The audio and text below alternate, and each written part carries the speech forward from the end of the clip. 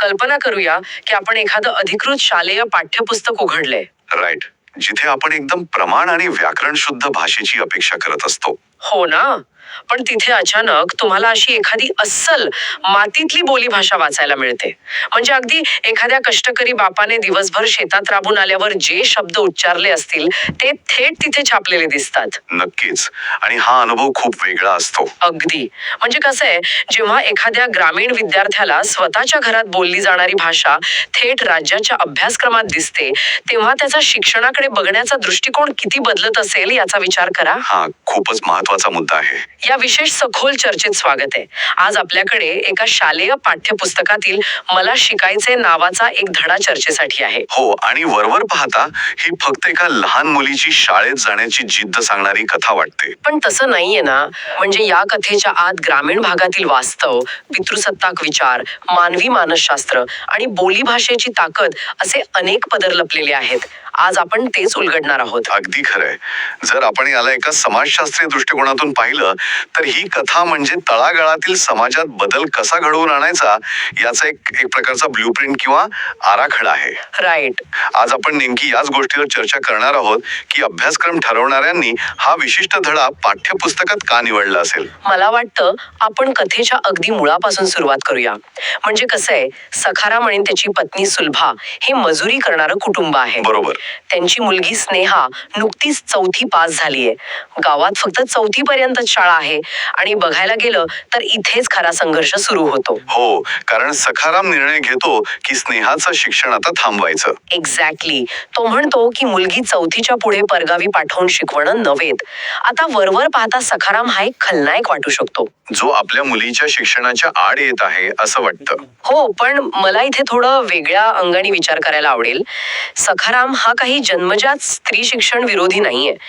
तो गरिबी आणि असुरक्षिततेच्या अशा एका चक्रव्यूहात अडकला आहे जिथे आकांक्षा बाळगणे ही सुद्धा एक चेन असते असं मला वाटतं. हे अत्यंत महत्वाचं निरीक्षण आहे तुझं.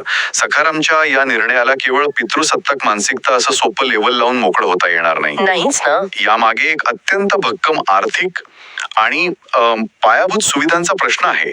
गावात 5वीची शाळा नसणं हे इथे मुख्य कारण आहे. राईट. जेव्हा एखाद्या मजुराला पुढच्या महिन्याच्या रेशनची चिंता असते तेव्हा तो आपल्या मुलीला दुसऱ्या गावात शिक्षणासाठी पाठवण्याचा धोका पत्करू शकत नाही. इथं प्रश्न फक्त पैशांचा नाही तर सुरक्षिततेचा आणि अंतराचा आहे. अगदी. मुलीला दुसऱ्या गावात रोज पाठवणे म्हणजे तिच्या सुरक्षितेची हमी कोण घेणार. हाच तो एक अत्यंत व्यावहारिक प्रश्न सखाराम समोर उभा आहे. जर आपण एक व्यापक विचार केला तर आपल्या मुलांना एका सुरक्षित वातावरणातून बाहेरच्या जगात पाठवताना जी भीती कोणत्याही पालकाला वाटते तीच भीती सखारामला वाटत आहे. बरोबर आहे. फरक फक्त एवढाच आहे की सखारामच्या बाबतीत ती भीती गरिबीमुळे अनेक पटींनी वाढली आहे. त्यामुळेच तो स्नेहाला सांगतो की तू आता लहान भावाला पिंटूला सांभाळ आणि घरच्या कामात मदत कर. स्नेहा एका कोपऱ्यात बसून रडत आहे. तिची आई सुलभा हतबल आहे. पण इथे मला एका गोष्टीवर चर्चा करायची आहे. जेव्हा आर्थिक चणचण आणि सामाजिक परंपरा यांचा एकमेकांशी संघर्ष होतो तेव्हा सर्वात पहिला बळी नेहमी मुलीच्या शिक्षणाचा का जातो. याचं कारण आपल्या सामाजिक संरचनेत दडलेलं आहे बघ. पिढ्यानपिढ्या असा विचार रुजवला गेला आहे की मुलगा हा कुटुंबाचा आर्थिक आधार बनेल तर मुलगी ही दुसऱ्याच्या घरी जाईल. हो, ते परक्याचं धन मानतात. एक्झॅक्टली. त्यामुळे मर्यादित संसाधने असताना गुंतवणूक नेहमी मुलावर केली जाते.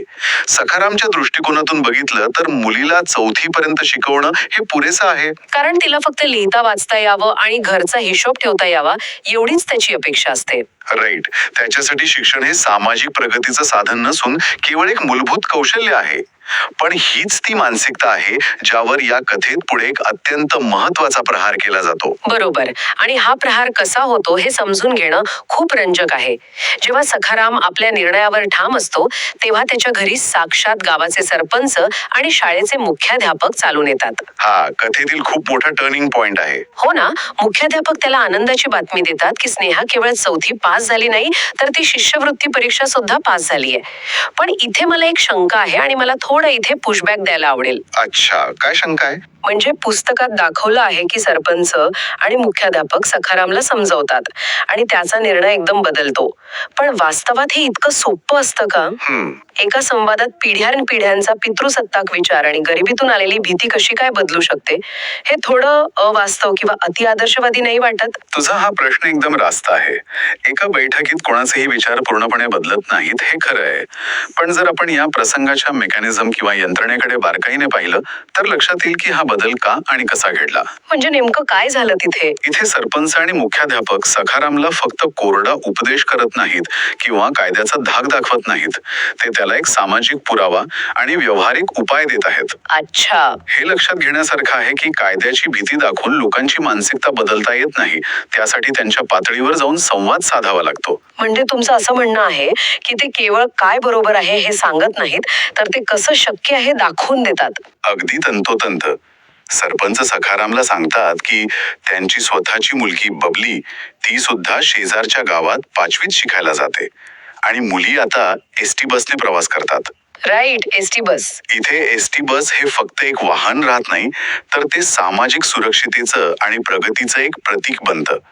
जेव्हा सखाराम पाहतो की गावाचा प्रथम नागरिक ज्याच्याकडे सत्ता आणि पैसा दोन्ही आहे तो सुद्धा आपल्या मुलीला एसटीने त्याच शाळेत पाठवतोय, तेव्हा सखारामच्या मनातील असुरक्षितेची पातळी अचानक खाली येते. अरे वा, हा दृष्टिकोन खूपच भारी आहे. याला आपण पियर लेव्हल इंटरव्हेन्शन म्हणू शकतो. वरून आलेले आदेश काम करत नाहीत, पण जेव्हा आपल्याच समुदायातील एक प्रतिष्ठित व्यक्ती स्वतःचं उदाहरण देतो तेव्हा तो निर्णय घेणं सोपं जातं. हे खूपच सुंदर विश्लेषण आहे. म्हणजे सरपंच सखारामला अप्रत्यक्षपणे सांगत आहेत की तुला जो धोका वाटतोय तो धोका मी सुद्धा पत्करला आहे. एक्झॅक्टली. यामुळे सखारामचा तो मानसिक अडथळा कमी होतो. पण तरीही सखाराम लगेच तयार होत नाही. त्याचा तो पिढ्यानपिढ्या चालत आलेला विचार लगेच जात नाही. हो, तो प्रश्न विचारतोस ना. हो, तो मुख्याध्यापकांना विचारतोच. मग पोरींना बाबतीमाच असा भेद कसा आले? म्हणजे मुलींच्या बाबतीतच असा भेद का? हा प्रश्न अत्यंत नैसर्गिक आहे आणि यावर मुख्याध्यापक जे उत्तर देतात तो माझ्या मते या कथेचा केंद्रबिंदू आहे. होय, आणि मुख्याध्यापकांचे ते उत्तर सखारामच्या विचारांची दिशा पूर्णपणे बदलून टाकते. ते सखारामला सांगतात की आजकाल महिला फक्त चूल आणि मूल सांभाळत नाहीत. बरोबर. त्या जिल्ह्याच्या जिल्हाधिकारी आहेत, पोलीस इन्स्पेक्टर आहेत, डॉक्टर आहेत आणि इंजिनियर सुद्धा आहेत. इथे मुख्याध्यापकांनी मुद्दाम याच पेशांची नावे का घेतली असतील याचा तू कधी विचार केलायस? मला वाटतं कारण एका ग्रामीण मजुरासाठी हे केवळ नोकरीचे प्रकार नाहीत, तर हे सत्तेचे आणि अधिकाराचे सर्वोच्च प्रतीक आहेत. अगदी बरोबर. म्हणजे सखारामने आपल्या आयुष्यात डॉक्टर साहेब, पोलीस साहेब किंवा कलेक्टर साहेब यांना नेहमी आदराने आणि भीतीने पाहिले असेल. जेव्हा मुख्याध्यापक सांगतात की तुझी मुलगी यापैकी एक बनू शकते, तेव्हा ते सखारामच्या डोळ्यांसमोर एक पूर्णपणे नवीन जग उभे करतात. राईट. ते त्याला सांगत आहेत की शिक्षण हे फक्त साक्षर होण्यासाठी नाही, तर समाजात एक सर्वोच्च स्थान मिळवण्यासाठी आहे. अगदी बरोबर. सखारामच्या मनातील मुलींबद्दलची जी मर्यादित प्रतिमा होती ती मुख्याध्यापकांनी एका झटक्यात मोडून काढली. त्यांनी सखारामला केवळ एका सुरक्षितेचा प्रश्नावरून काढून थेट आकांक्षेच्या स्तरावर नेऊन ठेवले. आणि याचाच परिणाम म्हणून सखारामला आपली चूक समजते. हो ना. त्याला जाणीव होते की आपण केवळ आपल्या अज्ञानामुळे आपल्या अत्यंत हुशार मुलीचे पंख छाटत होतो. आणि यानंतर सखाराम जो संवाद बोलतो तो या संपूर्ण पाठाचा आत्मा आहे. इथेच या कथेची साहित्यिक आणि भाषिक ताकद खऱ्या अर्थाने समोर येते. सखारामचा विचार बदलतो आणि तो त्याच्या अस्सल खानदेशी बोलीभाषेत मुख्याध्यापकांना आणि सरपंचांना एक वचन देतो. तो संवाद खरंच खूप प्रभावी आहे. हो, मी सांगते. तो म्हणतो, अपुरं शिक्षण नको, दिनरात्र कष्ट करेसू, रगतचं पाणी करेसू, पण मना आंडोले शिकडेसू. म्हणजे अपूर्ण शिक्षण नको, रात्रंदिवस कष्ट करेन, रक्ताचे पाणी करेन, पण माझ्या मुलीला शिकवेन. बापरे, मला इथे या भाषेच्या वापरावर थोडी सविस्तर चर्चा करायची आहे. नक्कीच. कारण अभ्यासक्रम बनवणाऱ्यांनी हा संवाद याच बोलीभाषेत का ठेवला असेल, हा एक खूप मोठा प्रश्न आहे. हा खूप महत्वाचा मुद्दा आहे बघ. भाषेचे केवळ संवादापुरते महत्व नसते, भाषा ही आपली ओळख असते. अनेकदा शालेय पाठ्यपुस्तकांमध्ये अशी एक प्रमाण भाषा वापरली जाते जी ग्रामीण विद्यार्थ्यांच्या रोजच्या जगण्याशी फारशी मिळती जुळती नसते. राईट. त्यामुळे त्यांना शिक्षण हे काहीतरी बाहेरून लादलेले किंवा शहरी वाटते. पण जेव्हा ते रगतचं पाणी करसू किंवा आंडोले म्हणजे मुलीला असे शब्द थेट आपल्या पुस्तकात वाचतात तेव्हा त्यांना एक प्रकारची मान्यता मिळते. म्हणजे व्हॅलिडेशन मिळतं. एक्झॅक्टली. त्यांना जाणवते की आपली भाषा, आपल्या घरात बोलले जाणारे शब्द हे देखील साहित्याचा भाग होऊ शकतात. अगदी खरे. आणि जर आपण या शब्दांच्या वजनाचा विचार केला ना, समजा हाच संवाद जर एकदम शुद्ध आणि प्रमाण मराठीत लिहिला असता की मी रात्रंदिवस कष्ट करेन, रक्ताचे पाणी करेन, पण माझ्या मुलीला शिकवेन, तर तो अर्थाच्या दृष्टीने बरोबर असता. पण त्यात ती मातीची ओढ नसते. करसू या शब्दाच्या उच्चारात जो एक प्रकारचा जोर आहे, जो एक ठाम निश्चय आहे, तो करीन या शब्दात सापडत नाही. अगदी बरोबर. रगतचं पाणी करसू यातून त्या बापाच्या घामाचा वास, त्याचे उन्हातानात राबणे आणि त्याच्या अफाट प्रेमाची खोली थेट आपल्यापर्यंत पोचते. बोलीभाषा ही भावनांचा थेट प्रवाह असते. तिला व्याकरणाच्या कृत्रिम बंधनांची गरज नसते. आणि हीच या धड्याची खरी ताकद आहे. यातून अभ्यासक्रम समितीला हेच दाखवून द्यायचे आहे की शिक्षणाचा उद्देश केवळ प्रमाण भाषा शिकवणे हा नाही, तर समाजातील प्रत्येक घटकाच्या भावनांना आणि त्यांच्या अस्तित्वाला आदर देणे हा आहे. राईट. खानदेशी भाषेचा हा वापर केवळ कथेला एक रुरल फील देण्यासाठी केलेला नाही, तर तो एका सांस्कृतिक अस्मितेचा सन्मान आहे. यामुळे शहरी मुलांनाही ग्रामीण भागातील भाषेचे सौंदर्य आणि तिथले वास्तव समजण्यास मदत होते. हे ऐकताना मला खरोखरच असं वाटते की आपण एका साध्याशा कथेच्या किती आज शिरलो आहोत. आणि यातूनच आपण या चर्चेच्या पुढच्या आणि सर्वात महत्वाच्या टप्प्याकडे वळूया. हा, कोणता टप्पा? म्हणजे बघ, कोणतंही पाठ्यपुस्तक फक्त धडा देऊन थांबत नाही. पाठाच्या शेवटी जो स्वाध्याय आणि उपक्रम दिलेले असतात त्यातून त्या पाठाचा खरा उद्देश स्पष्ट होतो. मी जेव्हा या पाठाचा स्वाध्याय पाहिला तेव्हा मी खरोखर थक्क झाले. मला एक गोष्ट खूप वेगळी वाटली. अशी कोणती गोष्ट? पाठाच्या शेवटी एक अतिशय सविस्तर असा शब्दार्थ विभाग दिला आहे, जिथे खानदेशी शब्दांचे मराठी अर्थ दिले आहेत. जसे की आंडोले म्हणजे मुलीला, माय म्हणजे आई, शिकीसन म्हणजे शिकून, स्वयंपाक म्हणजे स्वयंपाक. मला वाटतं हा विभाग शहरी विद्यार्थ्यांसाठी एखादा डिकोडर सारखा काम करतो. बरोबर. हा शब्दकोश केवळ परीक्षेसाठी नाहीये. तो शहरी आणि इतर भाषिक पट्ट्यातील विद्यार्थ्यांमध्ये एक प्रकारची भाषिक सहिष्णुता निर्माण करतो. भाषिक सहिष्णुता?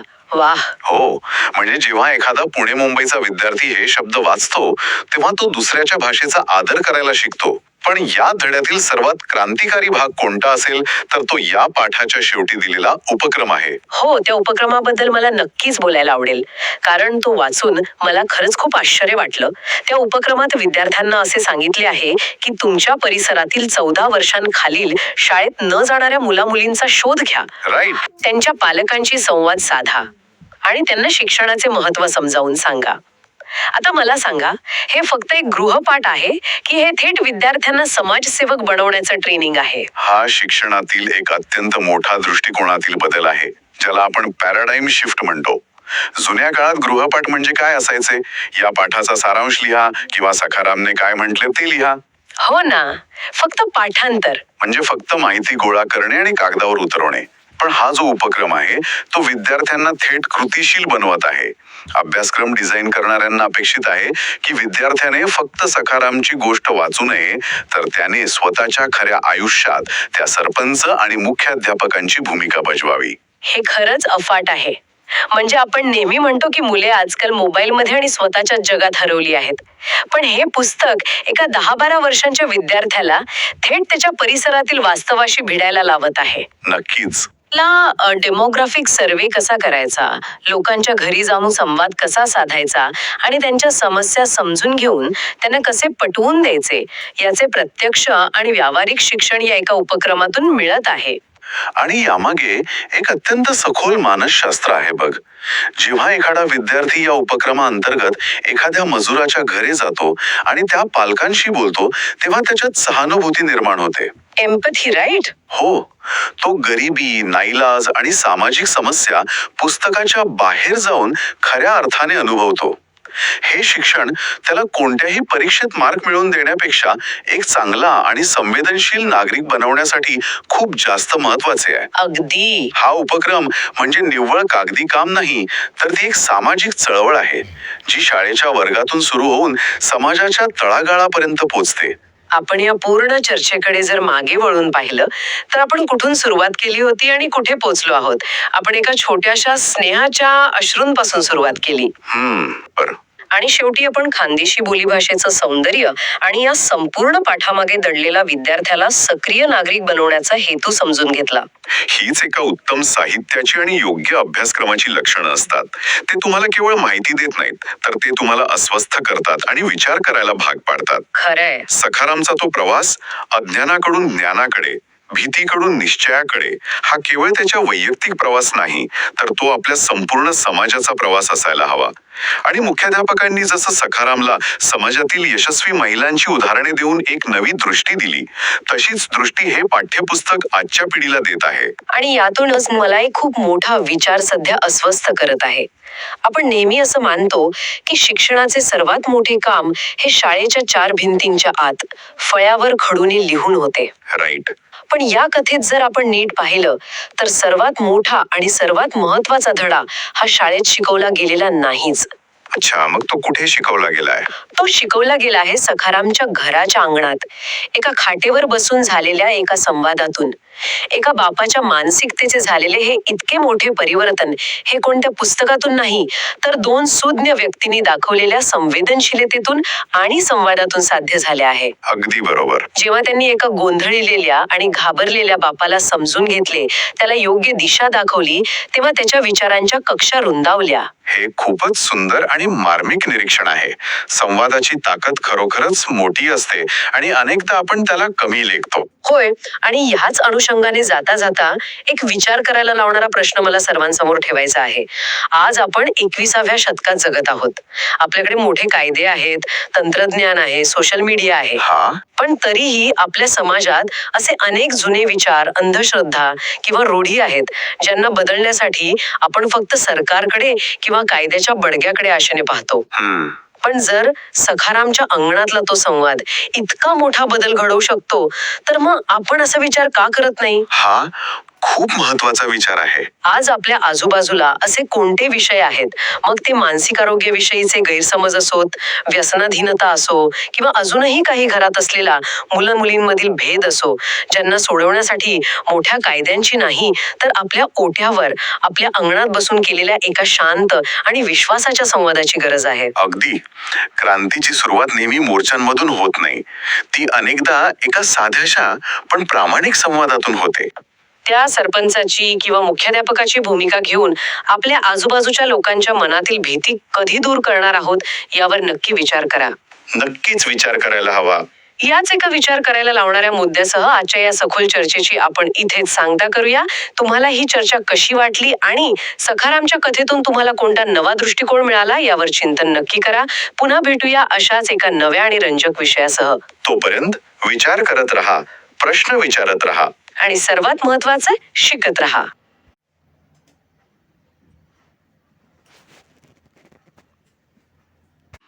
आपण थोडा वेळ अशी कल्पना करूया की एक अत्यंत चुरशीची शर्यत सुरू आहे आणि एका उत्तम धावपटूने अगदी वेगाने आणि कौशल्याने निम्मी शर्यत पार केली आहे. विजयाचं लक्ष तिच्या अगदी दृष्टिक्षेपात आहे. पण अचानक शर्यतीच्या बरोबर मध्यभागी कोणीतरी समोर येतं आणि तिला अडवून सांगतं की इथून पुढचा रस्ता तुझ्यासाठी नाहीये. अरे बापरे, म्हणजे थेट शर्यतीतून बाहेर. हो ना. आणि कारण काय, तर तू इथून पुढे धावू शकत नाहीस कारण तुझ्याकडे चांगल्या शूज साठी पैसे नाहीत किंवा तू एका विशिष्ट कुटुंबातून आलीयस. आता तो धावपट कितीही वेगवान असला तरी त्याला तिथेच थांबावं लागतं. हे ऐकायला खूप अन्यायकारक आणि म्हणजे संतापजनक वाटतं ना. अगदी खरंय, खूपच फ्रस्ट्रेटिंग आहे. पण हेच जळजळीत वास्तव आहे. आजच्या आपल्या या सविस्तर चर्चेचा जो मुख्य विषय आहे ना, मला शिकायचा आहे नावाचा पाठ, त्यातल्या चिमुकल्या स्नेहाची अवस्था अगदी या धावपटू सारखीच आहे. खानदेशातील एका लहानशा गावात घडणारी ही घटना वरवर पाहता एका मुलीच्या शिक्षणाची साधी धडपड वाटते. पण आज आपण जो या साहित्याचा सखोल वेध घेणार आहोत, त्यात आपल्याला दिसेल की त्यामागे दडलेला सामाजिक आणि आर्थिक संघर्षाचा डोलारा किती मोठा आहे. नक्कीच. आणि यातली सर्वात अस्वस्थ करणारी गोष्ट कोणती असेल ना, तर ती ही की हा केवळ कागदावर छापलेला एखादा धडा नाहीये. हे आजही भारतातील अनेक ग्रामीण भागात दररोज घडणारं वास्तव आहे. बरोबर. आपण अनेकदा शिक्षणाच्या अधिकारांवर तासनतास चर्चा करतो, मोठे कायदे बनवतो, पण प्रत्यक्षात तळागाळातील समाजात जिथे रोजच्या जगण्याचा संघर्ष इतका मोठा आहे ना, तिथे हे धोरणात्मक नियम कसे कोलमडून पडतात हे या कथेतून अगदी तीक्ष्णपणे समोर येतं. स्नेहाची ही कथा केवळ तिची नाहीये, तर ती संपूर्ण व्यवस्थेचं आणि ग्रामीण मानसिकतेचं एक सजीव प्रतिनिधित्व करते. हो, आणि हे प्रतिनिधित्व खऱ्या अर्थाने समजून घेण्यासाठी ना, मला वाटतं स्नेहाच्या कुटुंबाची पार्श्वभूमी पाहणं खूप गरजेचं आहे. नक्कीच. कथेच्या केंद्रस्थानी असलेली स्नेहा ही अभ्यासात अतिशय हुशार मुलगी आहे. तिने नुकतंच आपल्या गावात उपलब्ध असलेलं 4थी पर्यंतचं शिक्षण पूर्ण केलंय. आता साहजिकच तिचा पुढचा टप्पा 5वीचा वर्ग आहे. पण इथेच व्यवस्थेची पहिली आणि सर्वात मोठी त्रुटी समोर येते. हो, शाळेचा अभाव. एक्झॅक्टली. तिच्या गावात 4थीच्या पुढे शाळाच अस्तित्वात नाहीये. पुढील शिक्षणासाठी तिला आता दुसऱ्या गावी जावं लागणार आहे. तिचे वडील, सखा आणि तिची आई हे रोजंदारीवर काम करणारे अत्यंत गरिबीत जगणारे लोक आहेत. आणि सखा स्नेहाला परगावी शिक्षणासाठी पाठवण्यास थेट नकार देतो. तो प्रसंग खूपच हृदयस्पर्शी आहे. हो ना. त्याचं ते एक वाक्य या कथेत येतं जे परिस्थितीची संपूर्ण दाहकता स्पष्ट करतं. तो म्हणतो, 5वी मा ओवाळणी शिकाले धाडस मा पोरिले. म्हणजे मी माझ्या मुलीला 5वीत शिकण्यासाठी दुसऱ्या गावी कसा पाठवू? बरोबर. आता इथे मी विचार करत होतो, वरवर पाहता सखा हे खलनायक वाटू शकतो. स्वतःच्याच मुलीच्या प्रगतीचे दरवाजे बंद करणारा बाप म्हणून आपण त्याच्याकडे सहज बोट दाखवू शकतो. हो, साहजिकच असा विचार मनात येऊ शकतो. पण जर आपण सखाच्या या निर्णयाचं थोडं मानसशास्त्रीय आणि सामाजिक विश्लेषण केलं ना, तर चित्र पूर्णपणे वेगळं दिसतं. अच्छा. म्हणजे कसं? कसं आहे ना, सखा हा स्वभावाने अजिबात वाईट माणूस नाहीये. तो एक असा बाप आहे जो गरिबीचा आणि पिढ्यानपिढ्या चालत आलेल्या असुरक्षिततेचा बळी आहे. मुलगी म्हणजे परक्याचे धन ही केवळ एक जुनी विचारसरणी नाहीये, तर ती अत्यंत गरिबीत जगणाऱ्या समाजाची एक प्रकारची संरक्षणात्मक यंत्रणा, म्हणजे आपण ज्याला डिफेन्स मेकॅनिझम म्हणतो, तशी ती आहे. म्हणजे परिस्थितीने त्याला तसा विचार करायला भाग पाडलाय. अगदी बरोबर.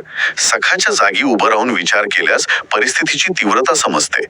ज्या माणसाकडे उद्याच्या जेवणाची शाश्वती नाहीये, त्याला एका कोवळ्या मुलीला दुसऱ्या गावात शिक्षणासाठी रोज एकटं पाठवणं ही काळजात धडकी भरवणारी गोष्ट वाटते. बरोबर आहे. आर्थिक चणचण, प्रवासाचा खर्च आणि सर्वात महत्वाचं म्हणजे मुलीच्या सुरक्षेची चिंता, यामुळे त्याची ही मानसिकता तयार झालीये. त्याला वाटतं की मुलीला एवढं शिकवून तरी काय साध्य होणार आहे, शेवटी तिचं लग्नच करून द्यायचंय, मग हा धोका का पत्करायचा? म्हणजे गरिबी माणसाला व्यावहारिकतेच्या नावाखाली अत्यंत कठोर निर्णय घ्यायला भाग पाडते. पण इथे एक गोष्ट मला प्रकर्षाने मांडावीशी वाटते. कोणती? मुद्दा केवळ मानसिकतेचा किंवा आर्थिक परिस्थितीचा नाहीये. गरिबीमुळे एखाद्याच्या शिक्षणाचा मूलभूत अधिकार हिरावून घेतला जाणं, याला केवळ परिस्थितीचा बळी म्हणून कसं सोडून देता येईल? बरोबर आहे. जर व्यवस्थेने त्या गावात 5वीची शाळा उपलब्ध करून दिली असती, तर सखावर हा निर्णय घेण्याची वेळच आली नसती ना. आपण नेहमी व्यक्तीच्या मानसिकतेला दोष देतो, पण त्या मानसिकतेला खत पाणी घालणाऱ्या पायाभूत सुविधांच्या अभावाकडे आपण सोयीस्करपणे दुर्लक्ष करतो. हो, मी सहमत आहे तुमच्याशी. मगाशी मी जे म्हटलं ना, एक चांगला धावपटू शर्यतीतून बाहेर फेकला जातो कारण ट्रॅकच अपूर्ण आहे, तसंच काहीसं हे आहे. हा एक अतिशय अचूक आणि सिस्टमवर थेट बोट ठेवणारा मुद्दा आहे. पायाभूत सुविधांचा अभाव हाच खरा गुन्हेगार आहे इथे. जेव्हा राज्यव्यवस्था किंवा प्रशासन आपली मूलभूत जबाबदारी पूर्ण करू शकत नाही, तेव्हा त्याचा थेट आणि सर्वात भयंकर फटका समाजातील सर्वात दुर्बल घटकाला बसतो. अगदी खरंय. सखाचा निर्णय हा त्या व्यवस्थेच्या अपयशाचा थेट परिणाम आहे. आणि जेव्हा अशी कोंडी होते ना, जेव्हा सिस्टम काम करत नाही, तेव्हा त्यातून मार्ग काढण्याची जबाबदारी पुन्हा त्या गरीब कुटुंबावरच येऊन पडते, विशेषतः त्या लहानग्या जीवावर. आणि त्या कुटुंबातही सर्वांचे अधिकार समान नसतात ना. म्हणजे स्नेहाची आई या संपूर्ण निर्णयात अत्यंत हतबल दिसते. हो, तिची अवस्था खूप वाईट असते. ती स्नेहाला रडताना पाहते, तिचं मन व्याकुळ होतं. तिला आपल्या मुलीची तडफड पाहत नाहीये, पण तरीही ती पूर्णपणे अगतिक आहे. सखाच्या निर्णयाविरुद्ध जाण्याची तिची ना हिंमत आहे, ना तिला तो अधिकार दिला गेलाय. आणि अशा या नैराश्यजनक परिस्थितीत ती लहानगी स्नेहा स्वतःहून एक असा प्रश्न विचारते जो अनेकांना लाजवेल. ती अश्रू ढाळत विचारते, माझी मैत्रीण बबली 5वीत जात आहे, मग मी का नाही? क्या बात आहे. तो एक साधा वाटणारा प्रश्न संपूर्ण सामाजिक आणि वर्गीय विषमतेवर थेट प्रहार करतो. नक्कीच. बबली ही गावच्या सरपंचांची मुलगी आहे. सरपंचांकडे आर्थिक स्थैर्य आहे, समाजात प्रतिष्ठा आहे आणि त्यांच्याकडे निर्णय घेण्याची ताकद आहे. त्यामुळे त्यांना आपल्या मुलीला परगावी पाठवण्याची भीती वाटत नाही. इथे स्नेहा केवळ तिच्या मैत्रिणीशी स्वतःची तुलना करत नाहीये, तर ती अप्रत्यक्षपणे या वर्गीय विषमतेला आव्हान देत आहे. जर ती शिकू शकते तर माझा अधिकार का हिरावला जातोय, हा तो प्रश्न आहे. बरोबर. आणि तिच्या या प्रश्नानंतरच कथेला खऱ्या अर्थाने एक आशेचं वळण मिळतं. कुटुंबाकडून जेव्हा विरोध होतो तेव्हा समाजातील इतर घटक कसे मदतीला येतात हे पाहणं रंजक आहे. गावातले सरपंच आणि प्राथमिक शाळेचे शिक्षक या प्रकरणात लक्ष घालतात. हो, ते स्नेहाला आणि सखाला समजवायला येतात. अगदी. शिक्षक स्नेहाला अत्यंत आस्थेने धीर देत म्हणतात, स्नेहा तू रडू नकोस, तू पुढे शिकणार आहेस. आणि सरपंच स्वतः सखाची समजूत काढण्यासाठी पुढाकार घेतात. पण इथे एक वेगळाच विचार माझ्या मनात येत होता. कोणता? सरपंच सखाला समजावताना म्हणतात की सखा भाऊ, तुमची लेक हुशार आहे, तिला शिकवा. आणि शिक्षकही वारंवार तिच्या चांगल्या प्रगतीचा दाखला देतात. आता मला सांगा, स्नेहा अभ्यासात हुशार होती म्हणूनच या व्यक्तींनी तिच्यासाठी पुढाकार घेतला ना?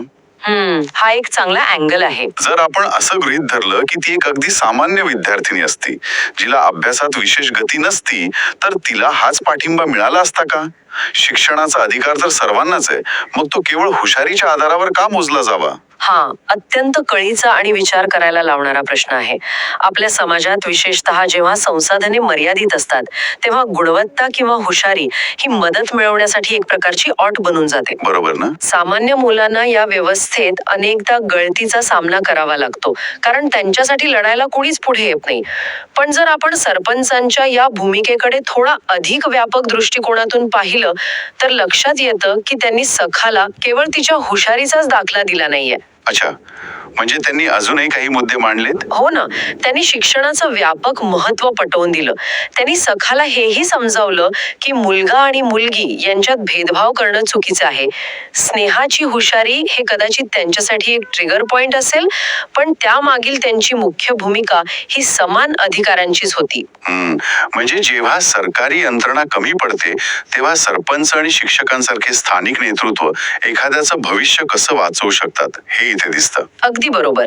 कम्युनिटी स्वतःहून पुढे येऊन ती पोकळी भरून काढते. हो, आता आपण या कथेच्या आशयाकडून तिच्या सादरीकरणाकडे वळूया. कोणतीही कथा प्रभावी ठरते ती तिच्या सांगण्याच्या पद्धतीमुळे आणि भाषेमुळे. इथे कथेतील भाषिक सौंदर्याचा संदर्भ देणं खूप महत्वाचं आहे.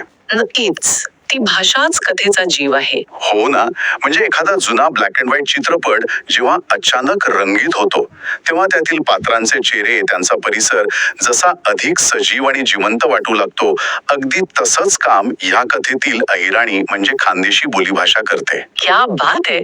खूप सुंदर रूपक वापरलं तुम्ही. थँक्यू. प्रमाण भाषेत सांगितलेली कथा केवळ माहिती देते, पण बोलीभाषा तिला मातीचा गंध देते. अगदी 100% खरंय. यामागचं मुख्य कारण असं आहे की बोलीभाषा ही केवळ संवादाचं माध्यम नसते, ती त्या प्रदेशाचा श्वास असते. ती तिथल्या लोकांच्या दैनंदिन संघर्षाचं एक सजीव प्रतिबिंब असते. प्रमाण भाषा आपल्याला दुरून एक चित्र दाखवते, पण अहिराणी शब्दांमध्ये जो एक रांगडेपणा आणि जिव्हाळा आहे ना, तो आपल्याला थेट त्या पात्रांच्या हृदयात नेऊन बसवतो. बरोबर. आणि हे समजून घेण्यासाठी ना पाठातील एक अत्यंत प्रभावी वाक्य पाहूया. वाक्य असं आहे, अथीच चौथीलो साळा शे आणि 5वीना वर्गा लेवासाठी गावना माणसे परगावले धाडस. बापरे, हे वाक्य वाचतानाच अंगावर काटा येतं. हो ना, हे नुसतं वाचलं तरी त्या बापाची अगतिकता, त्या गावाची भौगोलिक मर्यादा आणि परगाव या शब्दाभोवती असलेली असुरक्षिततेची भावना एकाच वेळी मनावर आघात करते. प्रमाण भाषेतील पाठवणे या शब्दापेक्षा अहिराणीतील धाडस हा शब्द अधिक वजनदार वाटतो. त्यात केवळ पाठवणं नाहीये, तर एक मोठी जोखीम उचलणं दडलेलं जाणवतं.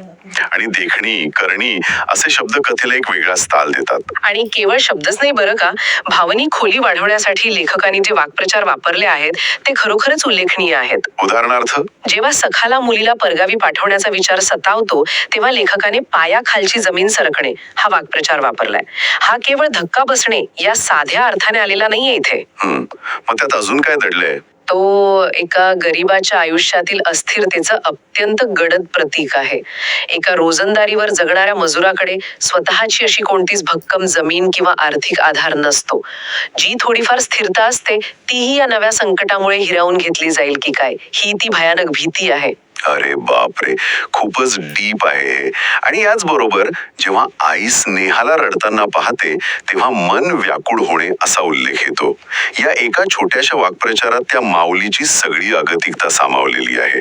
तिला मुलीची प्रगती पाहायची आहे, पण तिच्या हातात अधिकार नाहीत. अगदी बरोबर. आणि पुढे जाऊन जेव्हा सरपंच आणि शिक्षकांच्या मध्यस्थीमुळे सखा तयार होतो तेव्हा डोळे पाणावणे आणि गैवरून येणे यांसारखे शब्द वापरलेत. हे केवळ आनंदाचे अश्रू नाहीत, अनेक पिढ्यांच्या जुन्या विचारसरणीतून स्वतःला मुक्त केल्याची ती कृतज्ञतेची भावना आहे. हो, आणि माय, आई, लेक, मुलगी अशा शब्दांचा सुरेख वापर या नात्यांचा गोळवा अधिक ठळक करतो. भाषेने दिलेला हा जिवंतपणा आपल्याला कथेच्या अगदी आत घेऊन जातो. पण आता या साहित्याच्या सौंदर्याकडून आपण थोडं बाहेर येऊन आजच्या व्यावहारिक संदर्भात याचा विचार करूया. यातून मिळणारा संदेश आजच्या काळात कसा लागू पडतो. हो, हा एक महत्वाचा भाग आहे. मुलगी शिकली, प्रगती झाली किंवा शिक्षणाची दारे उघडी करा, मुलींचं भविष्य सावरा अशा घोषणा आपण नेहमीच पाहतो.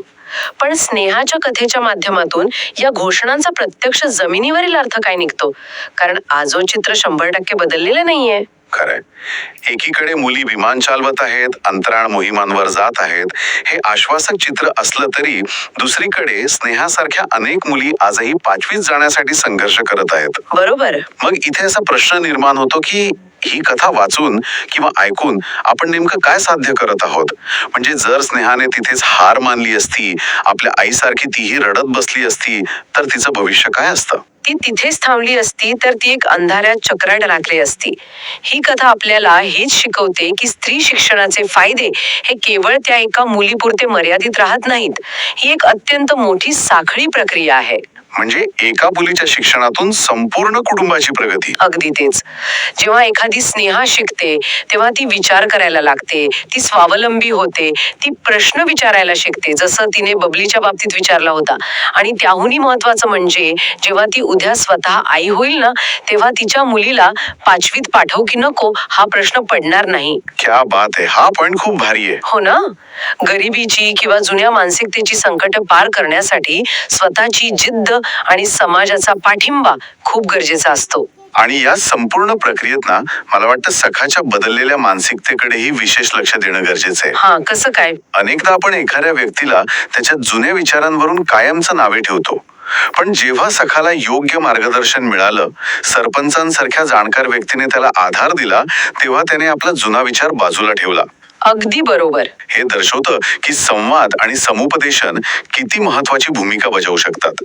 समाजात असे अनेक सखा आहेत जे मुळात वाईट नाहीत, ज्यांना फक्त योग्य मार्गदर्शनाची आणि विश्वासाची गरज आहे. हा अत्यंत सकारात्मक दृष्टिकोन आहे. जर आपण या संपूर्ण चर्चेचा सारांश काढायचा ठरवला तर यात अनेक महत्वाचे पदर उलगडतात. एकीकडे स्नेहाची शिक्षणाबद्दलची जिद्द आहे, दुसरीकडे सखाची बदललेली मानसिकता आहे, आणि कुटुंबाबाहेर जाऊन मदतीचा हात देणारा समाज आहे, आणि या सर्वांवर कळस म्हणजे अहिराणी भाषेचं सौंदर्य. हा सर्व प्रवास एका अंधाऱ्या खोलीतून प्रकाशाकडे जाणाऱ्या खिडकीसारखा आहे. अगदी खरंय. पण या सर्व आशादायक आणि प्रेरणादायी चित्रानंतरही आजची आपली ही सविस्तर चर्चा संपवताना एक अत्यंत अस्वस्थ करणारा विचार माझ्या मनात येतोय. कोणता विचार. आपण स्नेहाच्या यशाचा आनंद नक्कीच साजरा करत आहोत, पण स्नेहा नशीबवान होती का? कारण तिच्याकडे तिच्यासाठी लढणारे सरपंच आणि तिचे शिक्षक होते. त्यांनी पुढाकार घेतला म्हणून तिचा मार्ग मोकळा झाला. पण आज या क्षणी आपल्याच देशातील राज्यांतील अनेक खेड्यापाड्यांमध्ये अशी कितीतरी घरं असतील जिथे एखाद्या स्नेहाची पावलं 4थ्या किंवा 5व्या इयत्तेनंतर कायमची थांबली आहेत. अरे बापरे. हो, कारण त्यांच्या बाजूने उभं राहणारं कोणीच नव्हतं. त्यांच्या हक्कासाठी आवाज उठवणारे कोणतेही सरपंच किंवा शिक्षक तिथे पोहोचलेच नाहीत. बरोबर. ज्या स्वप्नांना आवाजच मिळत नाही, ज्यांच्या मागे समाजातील कोणतीही ताकद उभी राहत नाही, त्या स्वप्नांचं पुढे काय होत असेल? एका बंदिस्त चौकटीत ती गुणवत्ता कशी गुदमरून जात असेल, हा विचार खरोखरच अंगावर काटा आणणार आहे. हो ना? आणि याच विचार करायला लावणाऱ्या वास्तवासोबत आपण आज इथेच थांबूया. या कथेतील स्नेहाचा संघर्ष आणि आपल्या आजूबाजूच्या अशा अनेक अदृश्य आणि मूक स्नेहांबद्दल सजग होणं हेच या चर्चेचं खरं यश असेल. न्याय मिळवण्याचा आणि अधिकारांसाठी न घाबरता प्रश्न विचारण्याचा हा प्रवास असाच निरंतर सुरू राहायला हवा. कारण जोपर्यंत प्रश्न विचारले जात नाहीत तोपर्यंत परिस्थिती बदलण्याची प्रक्रिया कधीच सुरू होत नाही. त्यामुळे स्वतःला आणि समाजाला प्रश्न विचारत राहा.